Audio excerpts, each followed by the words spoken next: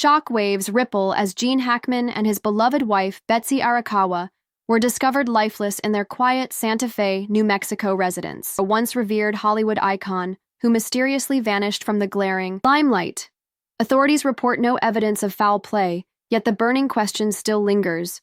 What truly transpired? Gene Hackman was not merely a two-time Academy Award-winning actor. He was a man tormented by a past riddled with secret battles and hidden struggles.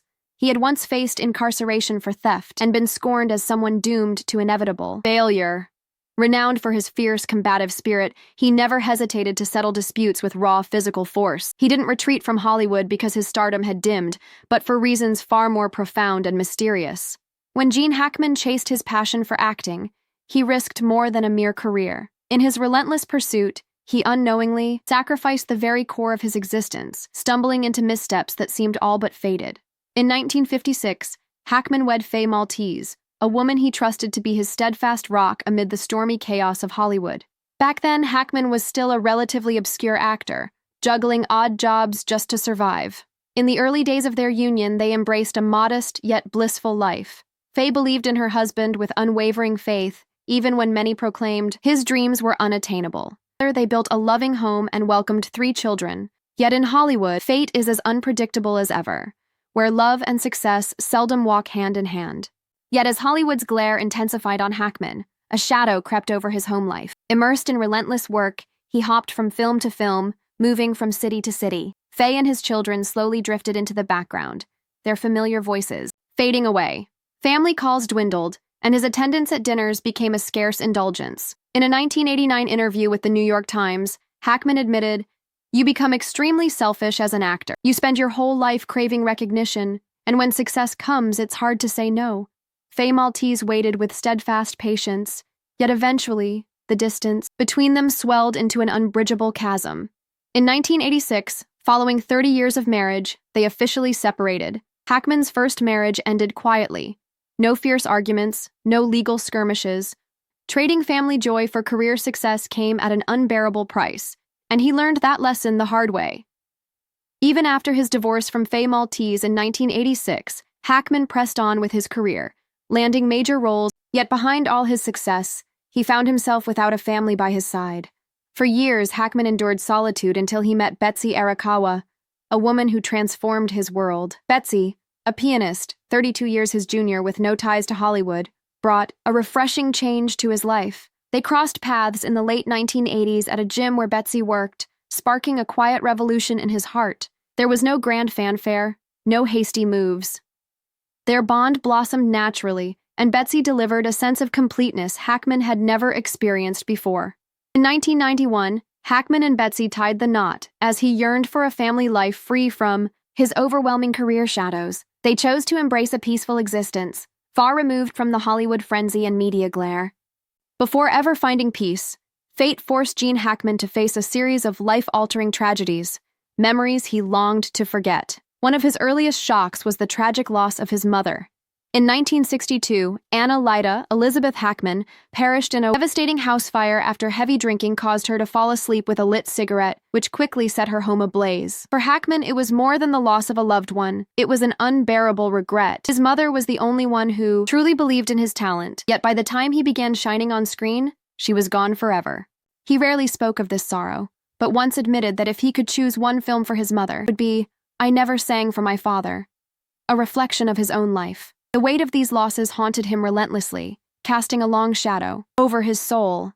To numb his grief, Hackman immersed himself in work, taking on role after role. In a later interview, he confessed that he poured all his energy into acting to avoid drowning in sorrow. Every role he embraced was a raw expression of his inner turmoil and undeniable passion. He also faced real-life danger.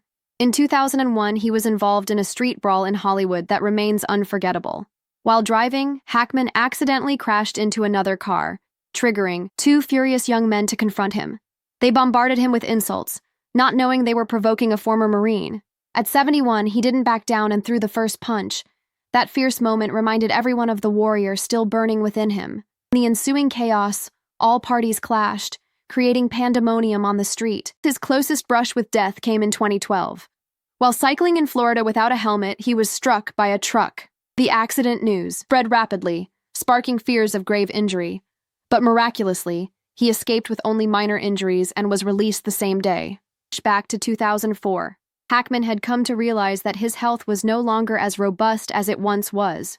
Back in 1990, he was rushed to the hospital due to a severe arterial blockage. Doctors discovered his heart was in a critical state and swiftly performed an angioplasty to save his life. If he had arrived just a few hours later, his fate might have been sealed. Following the surgery, Hackman was forced to adopt significant lifestyle changes. Yet he persevered, continuing to act for over a decade. By the early 2000s, his health troubles made a comeback. He started feeling drained during film shoots, with long working hours, intense scenes, and endless travel wearing him down. In a candid interview with Empire magazine, Hackman admitted he no longer had the necessary energy to keep acting. Moreover, it wasn't just about health. He had always been disillusioned by Hollywood's endless noise and overwhelming spectacle. Hackman was always frank about his disdain for the film industry's inner workings. He loathed awards ceremonies, despised having to fake friendliness in interviews, and had zero interest in enduring non-stop public scrutiny. After more than 40 years in the business, he believed he had done his part, so he decided to step away from it all with no fanfare at all. Beyond his storied film career, Hackman always cherished personal passions that kept his life in balance. After leaving Hollywood behind, he avoided lavish parties and entertainment events, choosing instead to dive into writing, painting, and other hobbies that brought him true peace. Famous for portraying tough men on screen, few knew that Hackman was also a skilled race car driver. In the late 1970s, he competed in Sports Car Club of America races and even triumphed at the Long Beach Grand Prix Celebrity Race. One particularly unforgettable event occurred during a 6-hour endurance race at Sears Point Raceway in California, where he piloted an Audi Quattro, one of the most advanced race cars of its era. Then disaster struck when his brakes locked up, causing his car to flip and forcing him to withdraw from the race.